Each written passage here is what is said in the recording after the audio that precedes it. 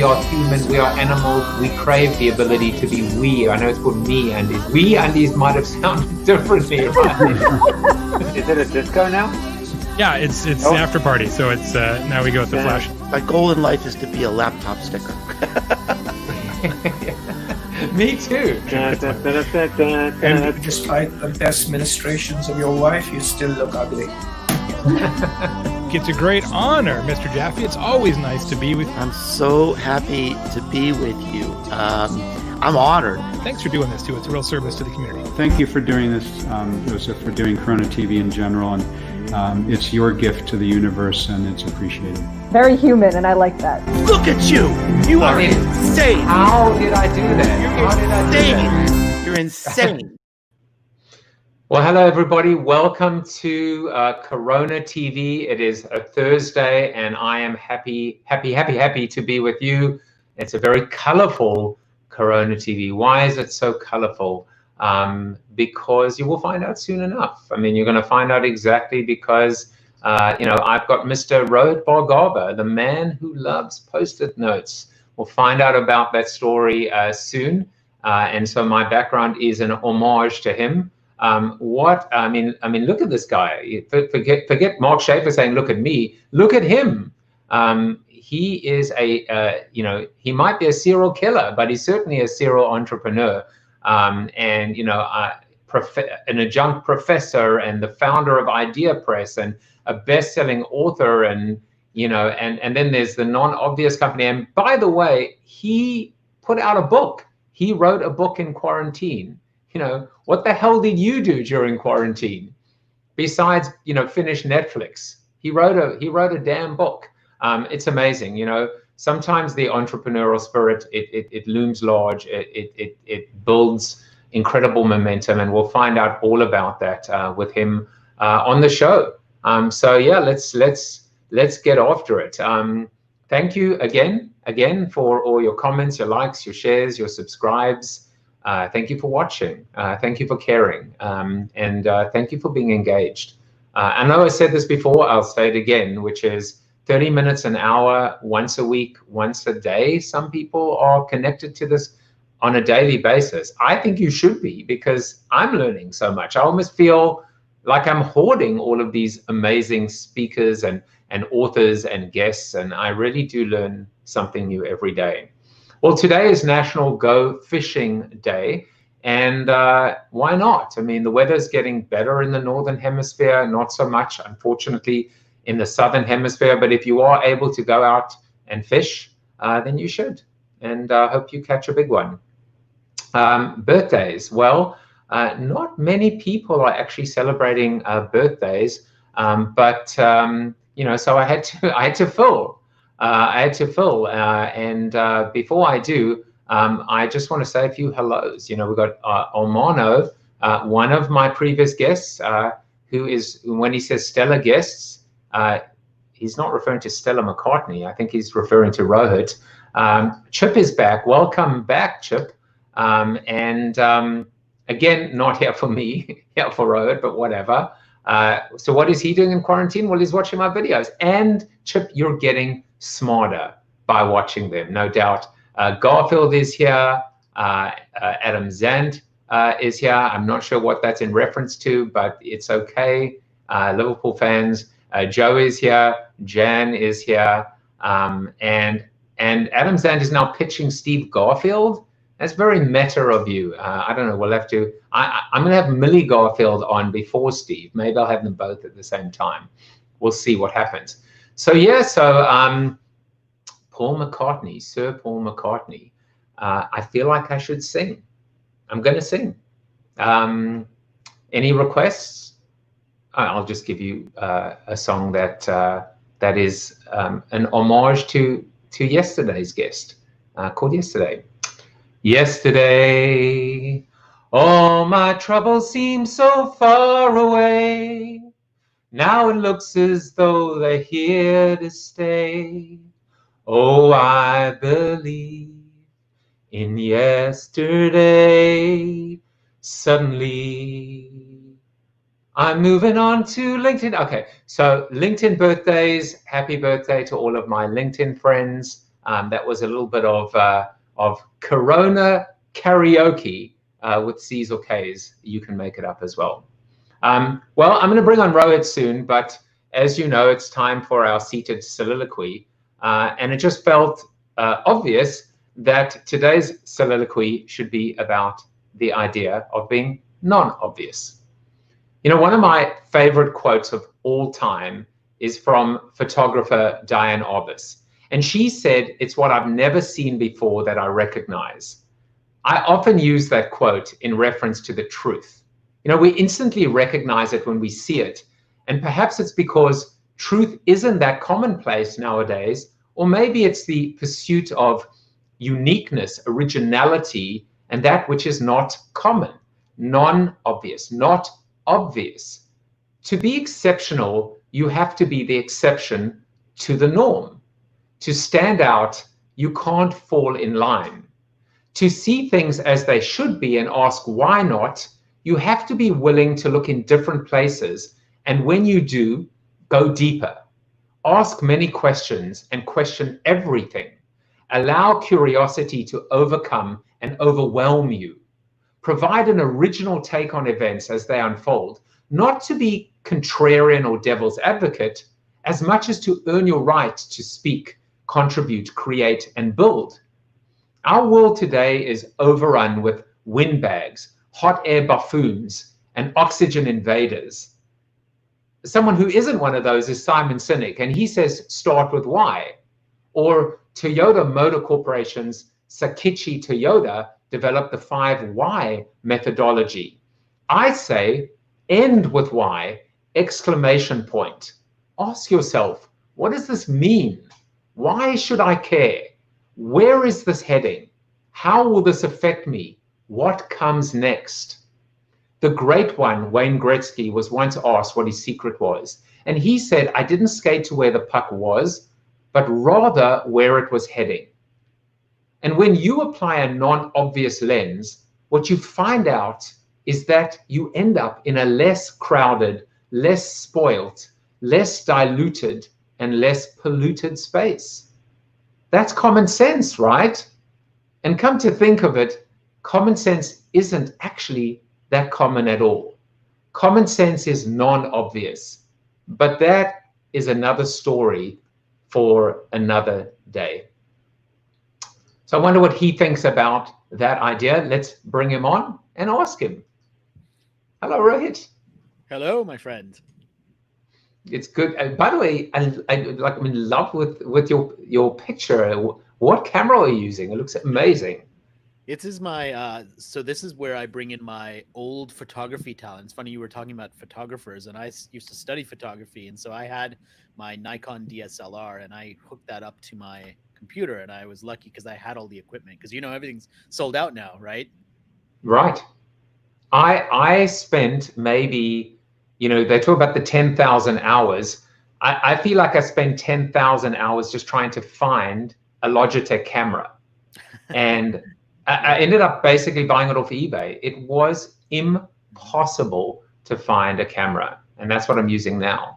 Yeah, it's tough, and then wait till you get down the rabbit hole of just watching all these YouTube videos to see how you can set up the different camera angles. And I have like a multi-camera kind of studio now for the talks, right? So like setting up all that stuff has been a lot of YouTube. And are you switching in between, like with multiple cameras?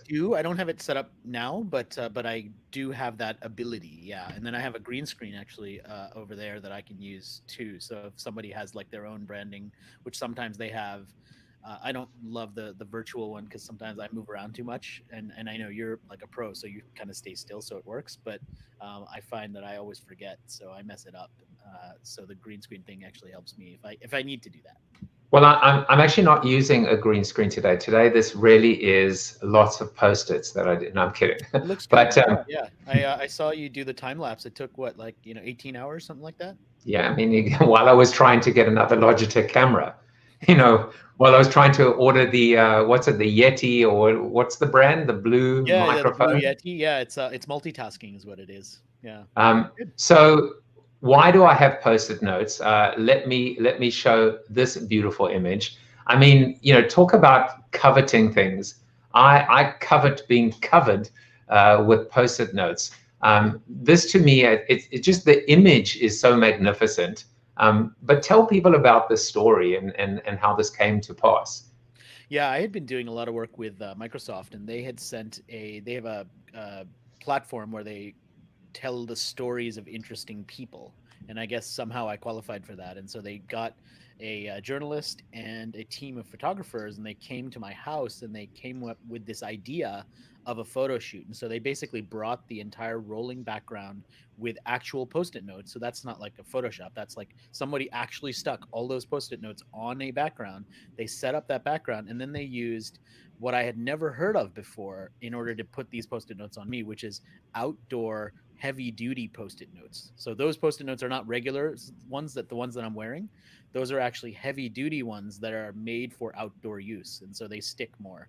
And so that's what we ended up using. And that's what we did for the photo shoot.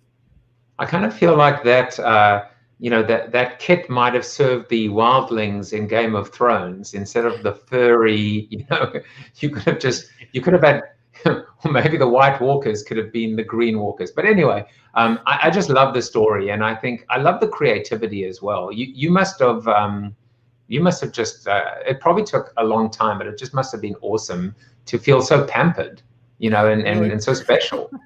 I'm not sure if pampered is the word I would have chosen, but it's funny that it came with the idea for it. We did a time lapse of just doing this whole thing.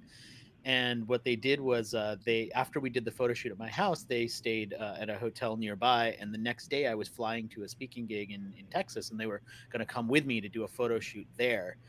And somehow they had this idea that they were going to do another version of the same shoot where they were going to cover me with Post-it notes. And then I was going to walk into a Barnes and Noble and look at my book while they did a photo shoot in the bookstore.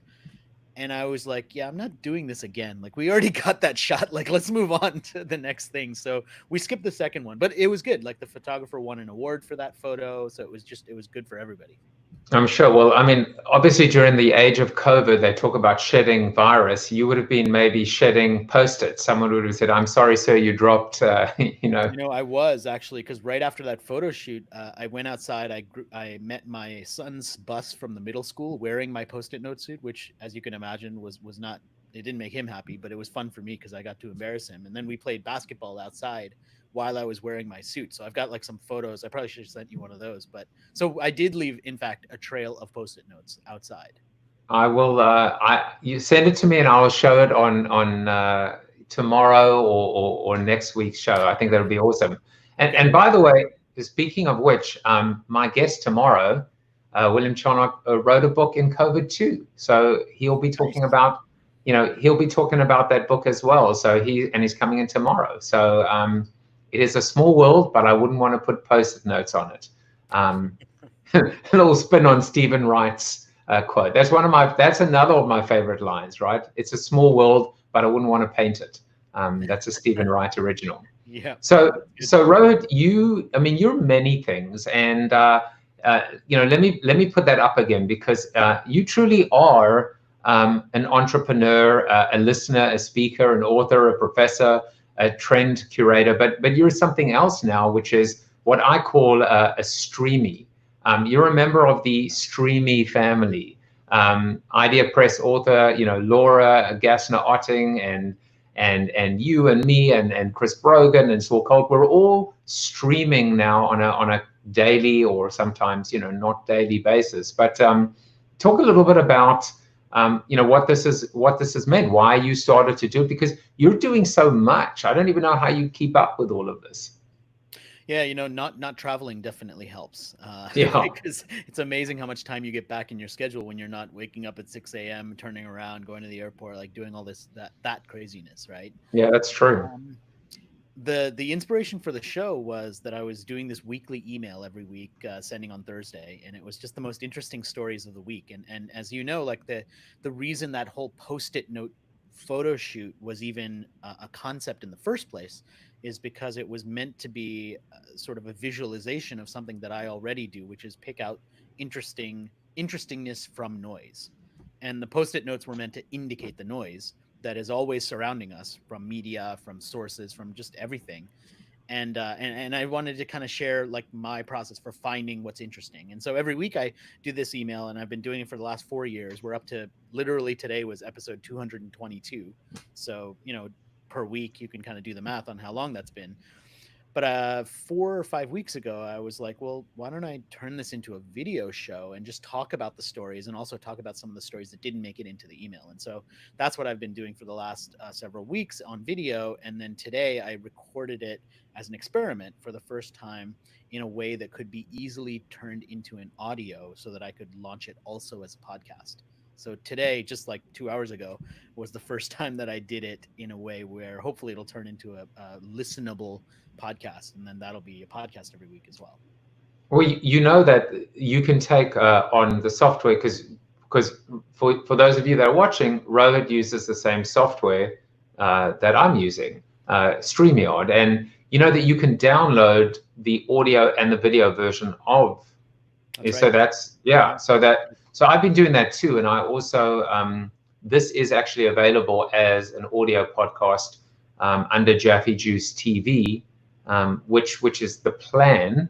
I'm not being like too opaque about it. The plan is to rebrand and rename Corona TV, Jaffe Juice TV when we see the back of COVID, which I don't know when, but I figured your brand pivot would either be that you would do that, or you would sell the sponsorship rights to Corona beer and then make it Corona TV kind of moving forward. So I figured one of those two would be your preferred solution. Whichever pays more or comes sooner. So we'll see. So anyone AB InBev, call me, So that's so if you want to listen to the show, you can listen to this. And you just got to go to Apple Music, Spotify, etc., and just search for Jaffe Juice TV. And it's funny, Rohit, like there's so much stuff. There's so many cuts and edits, and on one hand, it's so easy to do a show, and it's so easy to the show is live, right? It's live on Periscope, YouTube, LinkedIn, Facebook, and it's just so easy. Just like I don't have to do anything to the show; it's there afterwards, and let the long tail wag and devour it. But the minute that you even want to make a tiny change, hours and hours and hours. Yeah, it's and see, I don't do that. I mean, because of that. But also, what was interesting for me is for 4+ years, I've been doing this weekly email, and I know how much work goes into that. I mean, I'm spending hours every week curating stories, deciding what the stories are. Then I'm writing this email, and then I'm putting it into the MailChimp platform, and then I'm sending it. And so, like, yeah, that's a significant number of hours every week. And when I started doing this show, the incremental additional work for it was maybe an hour and a half just to set up the visuals and then go live for 20 minutes. And that's how long the show is. And then the incremental time required to turn it into a podcast from there is literally nothing, because someone else is doing that for me, and I don't have to record it separately in order to do that. So it's kind of like this. So if you look at it, you're like, man, you're doing an email and a video, a show and a podcast and writing books, and like, it's insane. How are you doing all this stuff? Until you sort of unpack it and say, well, how much additional work is it beyond what you just did for the beginning to translate it into all these other platforms? Well, the key is quite frankly to have a checklist and to be able to me, it's almost rote. And on a good day, I'm up early, 6 o'clock in the morning, sometimes earlier, and I'm just going through all the stuff and doing little things. And like for example, in your newsletter today, you touched on this trend. I mean, in fact, just today, Uncle Ben's announced, or at least the Mars, I think, is the company behind Uncle Ben's, announced that they're also phasing out the brand, or at least the logo. And I believe Land O'Lakes has done that as well, and Mrs. Butterworth's. But all of them but the Redskins, which was kind of my point. Like the Redskins have been flying under the radar, and this has been a brand that I've known really well because I grew up in the DC area, and so I've been watching them for a long time, and the fact that they've been able to get away with what is arguably a much more racist term as a name than Uncle Ben or Aunt Jemima is crazy.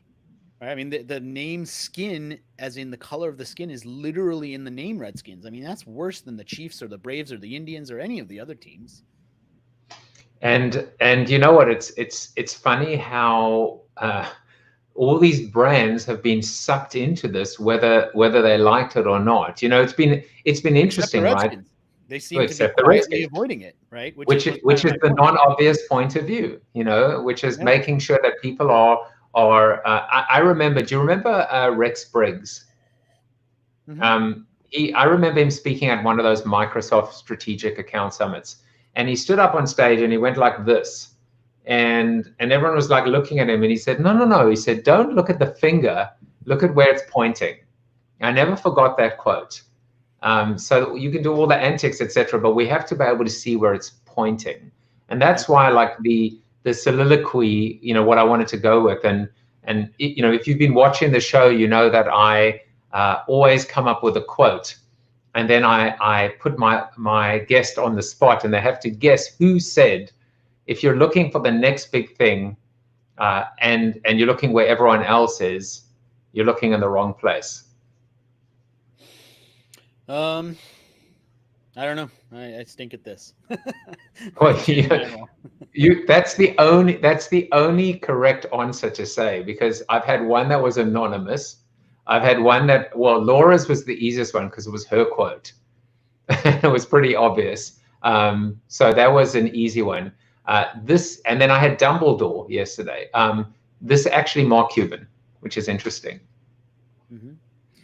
Yeah, I mean, I talk about a related idea sometimes, which I'll say in one of my talks, which is a lot of times the conversation about being innovative or doing something really new, especially at a big company, starts with someone hearing a new idea and then immediately asking for a case study of someone who's already done it, which is idiotic if you think about it. I mean, if it's truly new and innovative, like there is no case study, that's the point. And the fact that that's how our mind works, it's like, hey, this is crazy and new and risky, but I just need to feel good about it. So give me an example of someone who's done this before. Like that's where the flaw is in the thinking. I mean, we don't look at the fact that nobody's done it before and say, man, that's a great opportunity and nobody else has done it. We worry, oh man, nobody else has done it. It must not be that good of an idea. And I think that's the wrong way to approach it. It's so funny because, I mean, again, like in the business, hey, like, you know, a client calls up an agency and they say, we want to do something that's never been done before, something so big, so bold, so unprecedented. And by the way, we need market research and we want to know who else is doing it, you know? And it's just like, what? Leadership by definition means being out in front, which means no one is in front of you. Right. So there is no precedent. But I'll tell you one thing, that, you know, these things that are so unprecedented, when they happen and when somebody does them, you look back and you go, that is so obvious, but, you know, why didn't I think of it? And that is the genius. The genius is, well, the genius in them is that they thought of it and you didn't. And for me, that is a segue to Idea Press. You know, I knew you as someone who worked at an agency, someone who wrote a book, someone who was speaking. I remember hanging out with you at CES at that party where there was like a magician running around, where you did something so unprecedented that I never forgot it. Do you remember what it was? Probably not. But I never forgot it. You gave me your business card and it was printed on thick stock, beautiful stock. I think it was like a cardboard or a recycled. Yep. Now you know what I'm talking about. And it says, hi, my name is Rohit. I do this, I do that. And it says, this is where we met. And there's a line, and you took out a Sharpie and you wrote CES party or influencer party or whatever it was. And it just blew me away. I'd never seen it before, but after that, I could never unsee it because it was just, you know, like soldered into my brain and my soul in terms of originality and creativity. And you know, one of the things I would talk about, I'm glad that stuck out for you. You know, that's always interesting to remember what sticks out for people. But one of the things that was really interesting for me is sometimes I would tell people, I would say, look, this is probably the only piece of paper I'll ever give you. no matter how long we know each other. So why wouldn't I invest the time and the attention and the money, right? Because at that point I was an entrepreneur, and each one of those cards is not cheap. But like, what else would you rather spend on? I mean, this is your thing that you're handing someone. And I know that people are like, oh, I'll just scan the QR code and connect with you on LinkedIn. But like, for me, the business card's not about the details of where you are. I mean, there's no physical address on my business card. That's not the point. The point is, it's a reminder that we met, so that when you go back and you're like, oh yes, that guy gave me his card, like I got to connect with him because I thought of this thing when I met him. Like, that's what we're trying to do, right? We're trying to stay top of mind. And if a business card allows you to spark that, like, that's totally worth spending money on.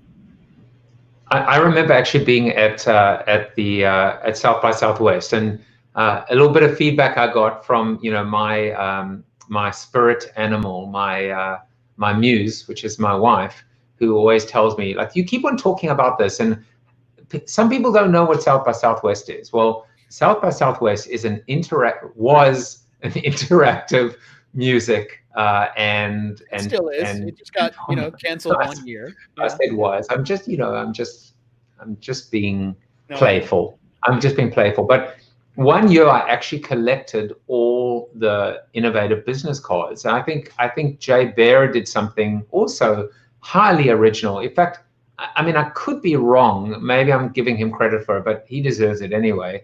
It was a business card that was a bottle opener. So it was made out of metal.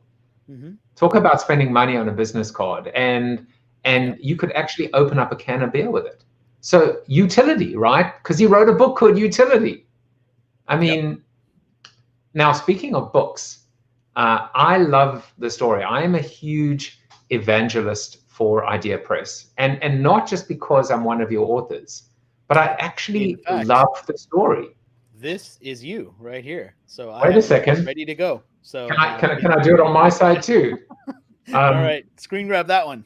Yeah, exactly. No, I mean, besides the professionalism, besides the fact that I just love everything about the product, the cover, the stock, but talk a little bit about your story, why you started a publishing company, and what the hell did you know about publishing? Yeah, I mean, at the beginning, the answer was really only what an author who has published multiple books with large publishers knows. So my field of knowledge about publishing was from the author side. And so it's not nothing, but it's also not from 20 years of having been in publishing. And so when I started this, I started it for myself, which I think is one of the ways that great entrepreneurial things start. Someone sees a need for something they want, and they start it because they believe the world should have it for themselves. And that was kind of the place that I started. And I think one of the biggest things that helped me early on is that I knew what I didn't know, because I wasn't coming from publishing. And so the very first thing I did is I went out to my network and I had coffee meetings and phone calls and conversations with people who had spent 30 years in publishing, and asked them about everything. Who should I be working with? Who are the best editors in the business? How should I get a book printed? What should I be paying attention to? How do I get it distributed? And it was all based on what I knew I wanted. So I wanted to, just because I had my own publishing company, I did not want the books to feel self-published. I didn't want them to look cheap. I didn't want anyone to pick it up and say, oh, this is a piece of crap because it was not published by a big publisher. I did not want it only on Amazon. I wanted it in every bookstore. I wanted it in the airports. So I had a pretty high standard for what I wanted to do. And I realized that there are people out there who can do this as long as you can build a relationship with them. So for example, a lot of people don't realize, like, any book that you pick up from the bookstore, you can look at the cover of it, see who designed it, the designer's name.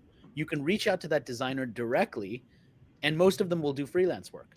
So the pool of designers that I have access to do a book cover is unlimited. It's literally every designer. Maybe a couple have NDAs or do not compete with large publishing houses, but most designers, I can get them directly. And that's kind of the world we live in now. And so the biggest thing that allowed Idea Press, I think, to be successful is that the talent pool we have access to on every level, designers, layout, indexing, cover, editing, is top tier people who would ordinarily not spend that much time on your book. Like if I had a book deal with Penguin, that senior level editor is managing a team of editors. They're not actually editing my book usually. And even if they are doing editing, they're working on Michelle Obama's book, not me.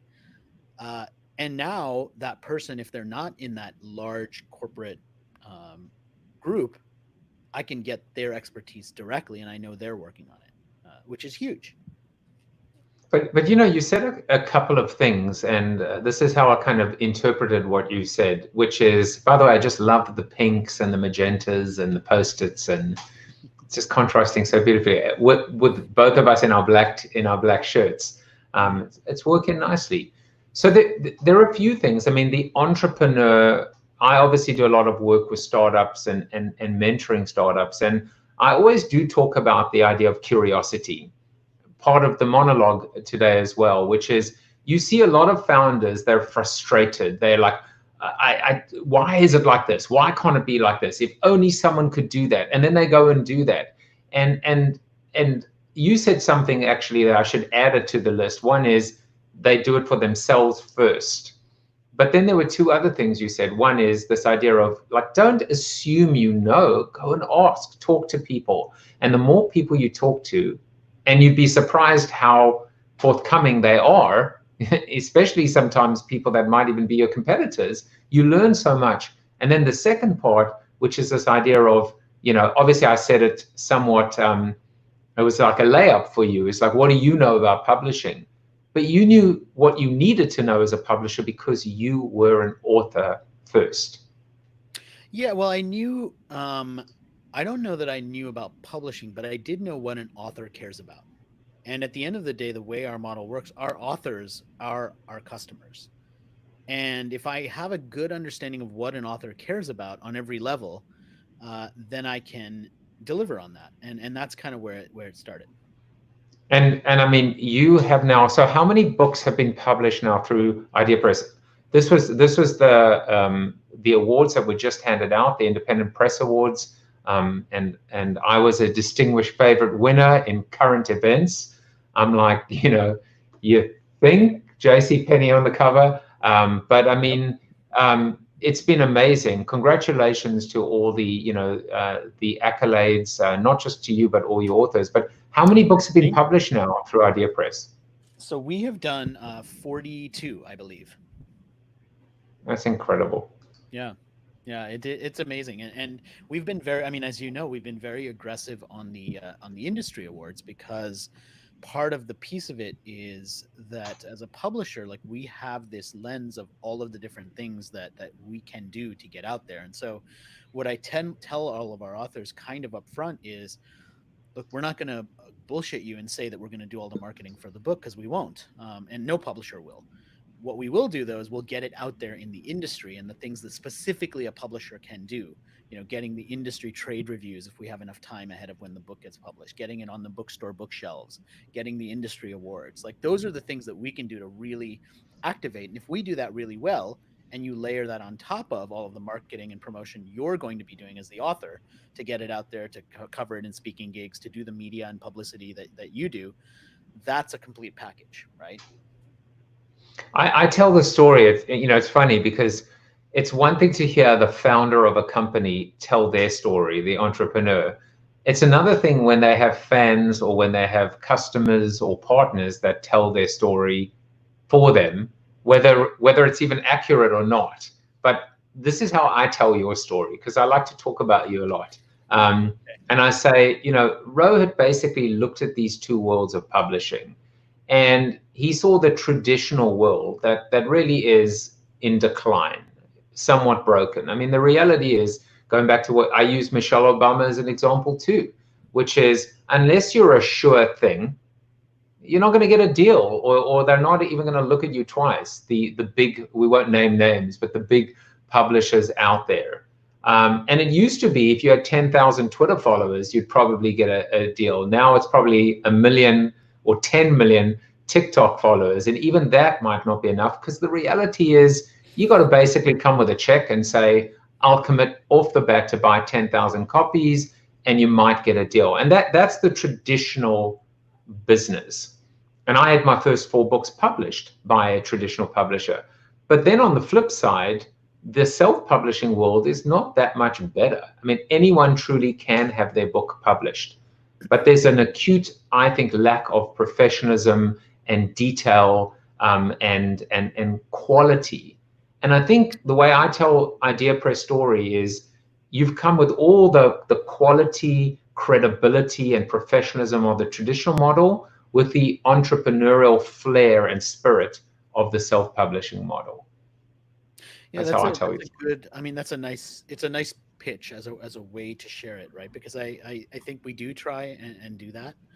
I think that one of there's been a couple of things that I think have allowed us to do it. One is that we have just a great network of people. I mean, one of the benefits of starting a publishing company as an author is that I have a lot of connections to other authors. I mean, we're in the same network. You and I are. I know a lot of the same people, and so these are people who write books but talk about books to all of their audience as well. So the benefit of that for Idea Press is we have never really done any marketing.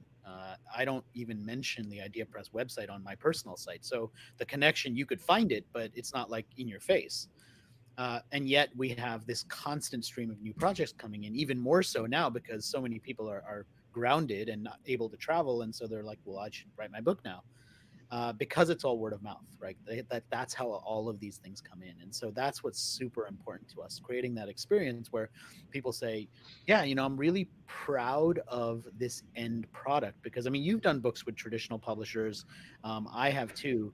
And I will tell you, one of the suckiest feelings in the world as a creator is picking up that book that you put your sweat and heart into and being disappointed for any reason that it is not what you wanted. The paper quality is not there. The way that it looked is not what you expected. It's just a demoralizing thing to feel that. And so we never want any of our authors to feel that. And if we did mess something up, then we want to own up to it and try and fix it. Right? Because not everybody's perfect. Like, it's not like every book we've ever published has always been perfect either.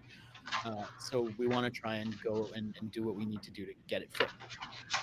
It's funny as you talk, I think that whether you plan to do it or not, it is irrelevant. But what has actually happened is you truly are a case study for Flip the Funnel, because what's happened is it's how to use existing customers to gain new ones. And what's happened is your actual authors are your evangelists, are your ambassadors that are, climbing to the highest church steeple and singing your praises, because of the service and because they feel, I mean, I think you said it really, really beautifully just now, which is, the last thing you want is to be able to look at something and be disappointed when you put so much time and effort. And I mean, I don't know if I ever told you the story, but I almost lost the deal, Flip the Funnel, the book deal,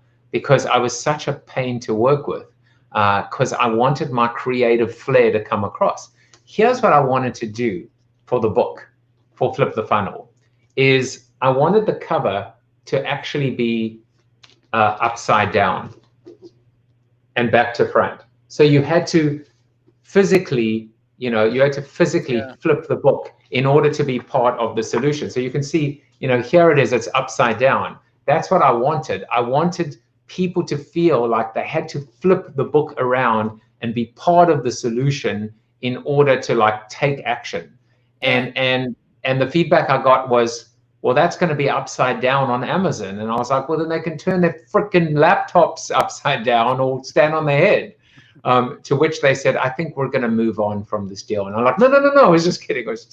Yeah. So that's one of those interesting things, right? Because as a publisher, it's easier to say no. It's easier to say no to these crazy, riskier things. It's harder to say, well, to have your default position be, well, maybe we can't do that because at the end of the day, maybe that would limit book sales. But what could we do, right? Could we take a certain page of the book and flip it around? Kind of like when you do one of those crossword puzzle things, like the solutions at the back, like you have to turn the book upside down to see what the solutions are. So it's like, maybe there's an element of this that we can bring in. And so getting really creative about that stuff, like that's one of the things that I love about this uh, ability to publish books, because at the end of the day, unlike pretty much anything else that I've done in my career, I mean, I've done a lot of stuff with agencies. I've been a digital guy. I've done tons and tons of stuff with digital, as you have. But a book is a physical, tangible product. I mean, you're printing something that people are going to hold in their hands, and that needs to last for in many cases, like decades, right? I mean, people keep books on their shelves for decades. And so these small choices that we make in terms of like the paper coating or how we set it up, or how it works. I mean, it's every level of that. Like these books have got to last for a long time, and they've got to be high quality, because we don't want them falling apart on the shelf after people start opening them. I mean, libraries, when they're loaning them out, like we've done so many different things. I mean, even with some of our smaller format books, we thought about just like totally in the weeds, but military audiences. And when a book becomes a popular read for military, I had a couple of people I was talking to about them, and they said, well, when military who are on active deployment go out and they take a book, they like the small format because it fits in that pocket that they have on their pants, but it has to be a certain maximum size, otherwise it doesn't fit in that pocket. So what is that size? Let's make sure we orient the books to that size, so that when we have that smaller format paperback, it fits in the pocket, so that it's easier to go and sell out to military, right? What's a max size of a book that we can get into Costco? Because there's certain sizes that they don't allow. Like all of these little details that, like, constantly a student of how these work. Certain types of coating on a book cover that's white, you don't want, because the book will look scuffed up. And if a book looks scuffed up, the bookseller doesn't put it on the shelf anymore. So you have to avoid certain coatings if your cover design is white. Like, these are sorts of things that I never would have known or thought of before having started a publishing company. Yeah, and sometimes I guess the lesson there is you have to do it for yourself in order to experience it. I mean, even going through my streaming experience right now, just mistakes you make, and it's okay, because as long as you don't make the mistake twice, if you make it the first time, you learn from it, you get stronger, but you come out so much wiser on the back end.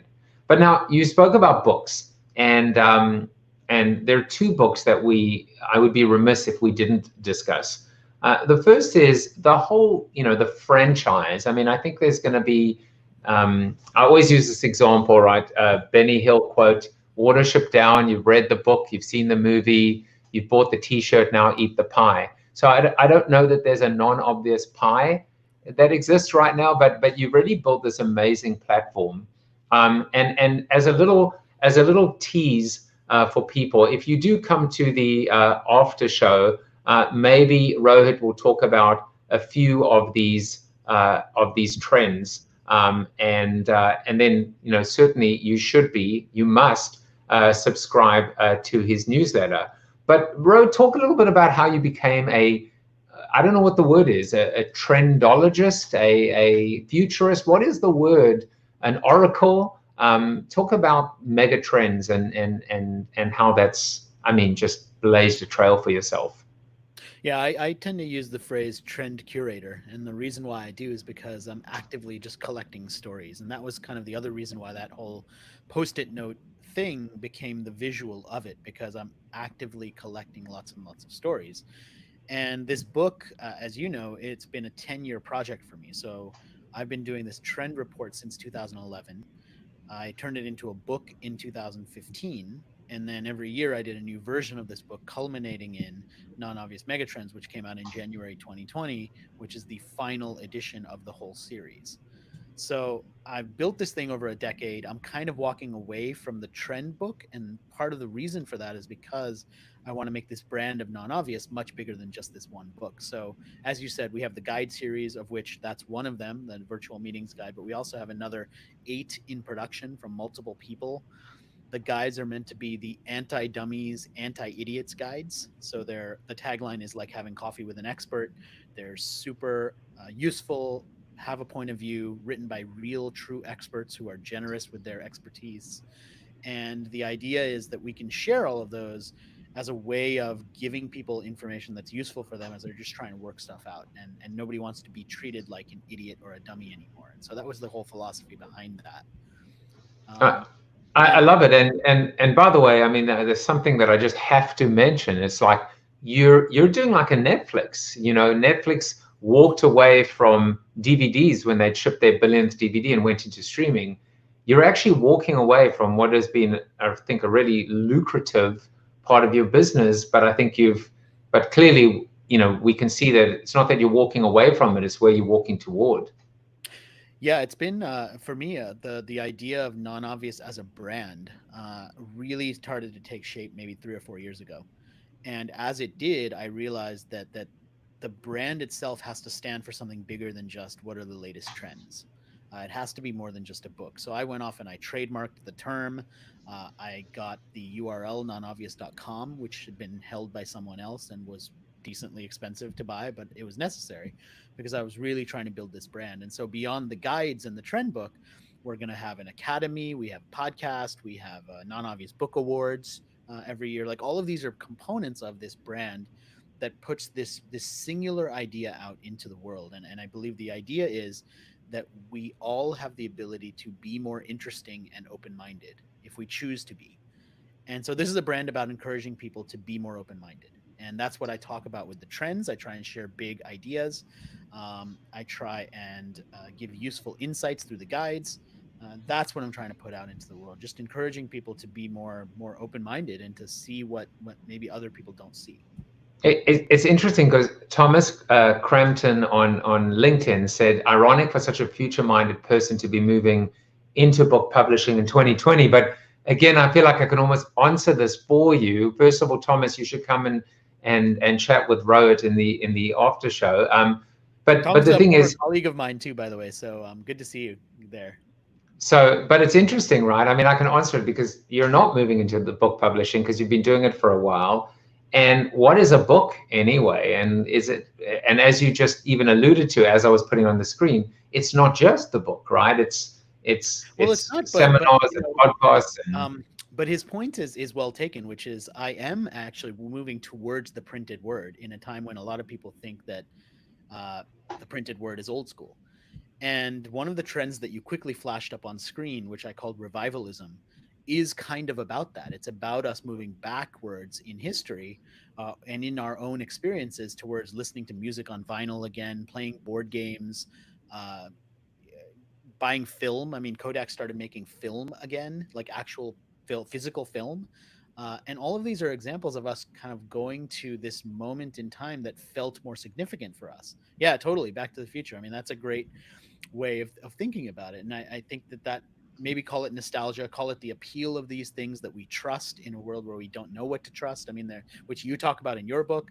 I mean, there's so many different layers to this, right? Now, I want to just talk about one more layer and make sure that I did this correctly. There's the book that you wrote in quarantine. I'm hoping it is the virtual, that I got that right. It's virtual meetings and remote work. So you wrote an entire book in quarantine. Talk a little bit about that process of really being able to write a book so quickly. And then part B, which is connected to the other book, is Megatrends comes out in January, COVID hits. What is proven to be completely inaccurate or prophetic, or what do you wish you could add to it in terms of, oh crap, there's this thing called COVID? Well, so to answer the first question, the day after South by Southwest got canceled, I decided I was going to have to do something else, and everyone was trying to figure out not only how to present on virtual meetings and look good and have lighting and just the technical stuff, like how to sound good, right?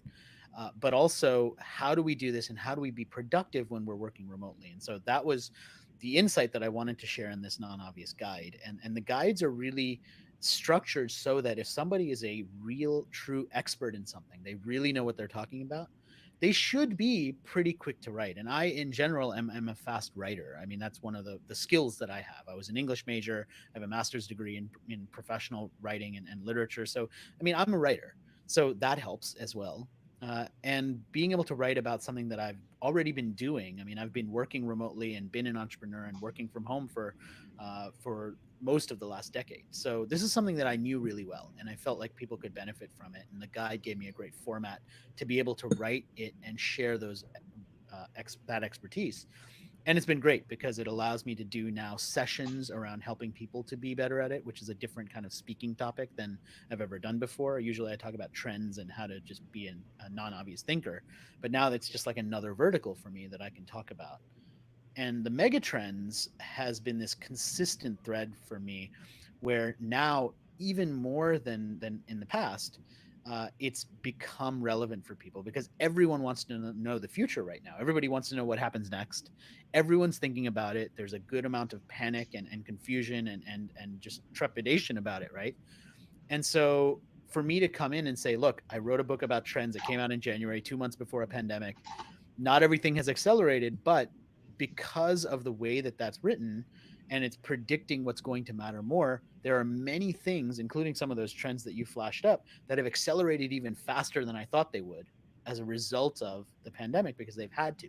Distance learning, esports. In fact, I wrote an entire blog post about 10 future technologies or things that are becoming reality faster because of the pandemic. So we'll definitely share a link to that blog post, but it's like all of these different things that have accelerated now because of that. And so a lot of what I talk about is that it's adapting to that. What does it take to be adaptable in that way? And how do you take this way of thinking, this non-obvious way of thinking, and allow yourself to do that so that you do prepare for what's coming next, even if we don't know exactly what it is. And that's the beauty also of having a suite of assets to be able to continue the conversation even when the ink is dried. So the last thing we'll do is we'll use what I think Thomas Crampton has now coined. He's gone ahead and hacked your trend, and he's come up with a trend called Back to the Future. Well, one of those Back to the Future trends is, blogs are dead and newsletters are back. Rohit, you have a newsletter, and I know it means a lot to you. I also have a newsletter, but I don't have the time to. I was so good at the beginning of quarantine, but the last few weeks have been poor. Give your newsletter a plug and tell people how they can subscribe to it and what value you deliver on a weekly basis. Yeah, it's super easy to subscribe. Just nonobvious.com/subscribe. And every week I go through hundreds of different sources of media through RSS feeds from all over the world. And I select the 5 or 6 most interesting and underappreciated stories of the week. And I share those stories along with a quick insight and point of view about why they matter. And so if you're interested in joining that, we've been just exploding in terms of subscriptions, which is great. I think we're up to more than 25,000 now. And it's growing really, really fast because I think that there's so much noise out there and it's not always easy to figure out what to pay attention to. And I'm sure that nobody but me has the time to sit there and go through all of these sources and all of these different stories. And so the fact that I'm spending hours every week trying to do that and really trying to add value to your inbox, I think the people who are readers, they really appreciate that and they stick with me. So if that sounds interesting, definitely subscribe to that. I would love to share those stories and insights with everybody who's watching. You certainly want to do that, and I want you guys to come and join Rohit and myself in the Zoom after show, which we're heading to in just a brief moment. I'm going to try a little experiment. We'll see if it works today, which is to share the actual after show live on Facebook, so people can kind of watch it from the comfort of their lazy boys or whatever they're sitting on. But more importantly, if you actually want to ask Rohit a question or engage with him, you can do it in the Zoom after show. So let's head there. And Rohit, so nice of you to come in for us to this beats setting up a conference call for us to just catch each other up. And it's always fun. We are not having the chance to share an actual Corona in person, so this is probably the next best thing. So I appreciate you. And congrats on all the success of the show, by the way. I know it's been growing rapidly for you, and people are loving it. It's been fun. And, for me, I've said this many times. Thank you, by the way, for saying that. for me, the best part has been reconnecting with old friends, with people that I love, I trust, I respect, and sometimes certainly making new friends has been great, and then running into just people that I haven't spoken to in years and years and years. So, you know, it has been my social connection at the end of the day. Without it, it would have been pretty lonely, at least professionally. And so it's been a way of me being connected. And I certainly know that if it's worked like that for me, it's got to be working like that for others. So thank you, Rohit. You're welcome. All right, well, let's head over, and I'll be back tomorrow with fellow and new author, Mr. William Charnock. Take care, everyone.